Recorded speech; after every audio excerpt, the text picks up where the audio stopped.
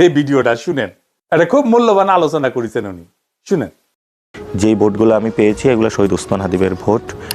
শহীদ ওসমান হাদি ভাই ইউনিক জিনিস বাংলাদেশে ক্রিয়েট করেছেন, আমি সেই এরিনাটা খুঁজে পেয়েছি এবং উনি আমার জন্য পথ অনেক সহজ করে দিয়ে গিয়েছেন।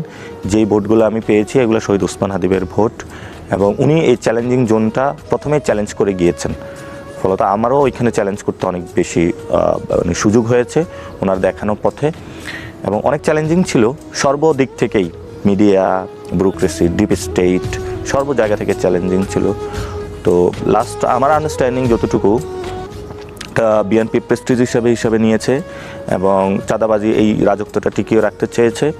প্রশাসনও সেখানেই এমন একজন লোককে চেয়েছে যার মধ্য দিয়ে যে আমাদের পচাগোলা যে সমাজটা আছে সেটা তারা চালাইতে পারবে, শাহবাগ ফুল মার্কেটের মতন এরকম অসংখ্য জায়গায় চাঁদাবাজি করতে পারবে, সেই রাজত্বটা টিকিয়ে রাখার জন্য এই পরিস্থিতির দিকে গিয়েছে। যেই ভোটগুলো আমি পেয়েছি এগুলো শহীদ ওসমান হাদিবের ভোট। শহীদ ওসমান হাদি ভাই ইউনিক জিনিস বাংলাদেশে ক্রিয়েট